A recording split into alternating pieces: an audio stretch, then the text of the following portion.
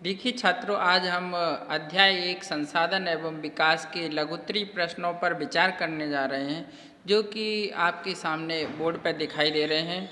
अति महत्वपूर्ण प्रश्न है और बोर्ड परीक्षा के हिसाब से उपयोगी साबित हो सकते हैं। तो इनको जो वीडियो हम बना रहे हैं, इसको अच्छे से आप देखकर इन्हें ग्रहण करें और याद करके रखें, जिससे बोर्ड परीक्षा में ये आपके काम आ सकें। इसमें पहला प्रश्न आपके सामने है, जलोढ़ मिट्टी और काली मिट्टी में अंतर। तो जैसे मैंने डाला है वैसे ही डाल के और फिर इसमें लिखेंगे। जलोढ़ मिट्टी में है, इसका निर्माण नदियों के निक्षेप से हुआ है, पहला पॉइंट।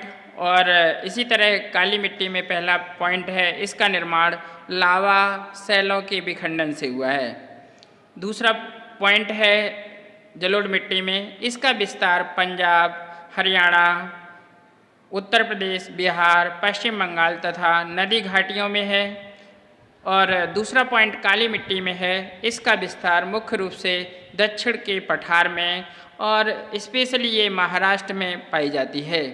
और इसका रंग, इसमें उपस्थित फास्फोरस की मात्रा अधिक होने के कारण काला होता है और यहाँ पर इसको रेंगुर की मिट्टी के नाम से भी जाना जाता है।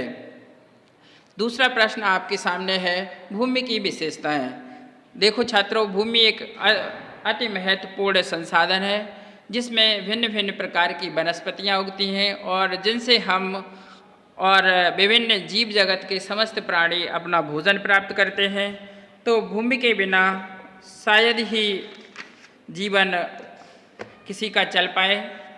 तो इसकी विशेषताओं में शामिल किया जाता है, भूमि एक महत्वपूर्ण प्राकृतिक संसाधन है, जिस पर मानव जीवन, वन्य जीवन, प्राकृतिक वनस्पति, आर्थिक क्रियाएं, परिवहन एवं संचार आदि आधारित हैं। इसकी विशेषताओं में पहली विशेषता है, भूमि का क्षेत्र निश्चित है तथा सीमित है और यह प्रकृति द्वारा प्रदत्त किया गया निःशुल्क उपहार है।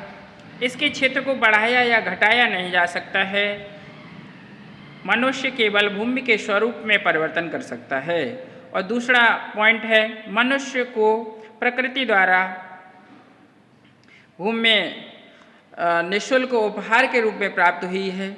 इस संसाधन की प्राप्ति के लिए मानव समाज को कुछ भी खर्च या त्याग नहीं करना पड़ा है।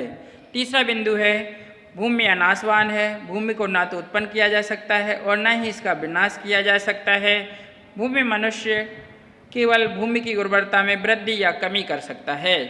अब नीचे अंत में दिया हुआ है, एक रियो डी जेनेरो में 1992 में एक पृथ्वी सम्मेलन हुआ था, जिससे संपूर्ण विश्व में उत्पन्न होने वाली समस्याओं पर विचार किया गया था 1992 में, जो कि ब्राज़ील के एक प्रमुख शहर में हुआ था।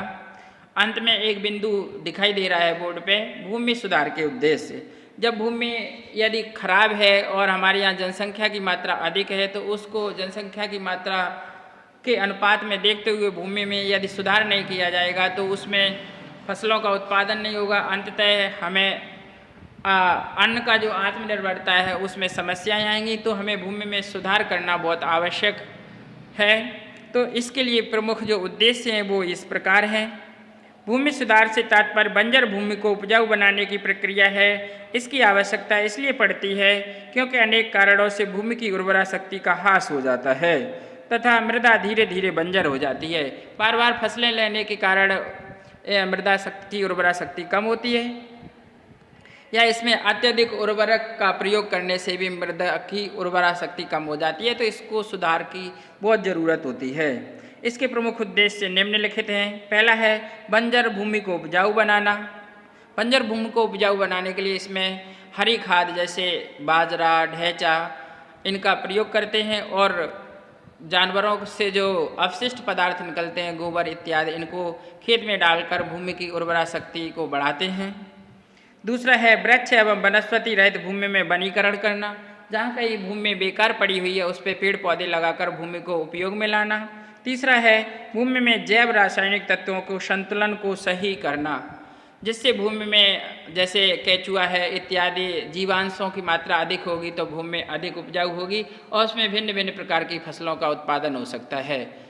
धन्यवाद।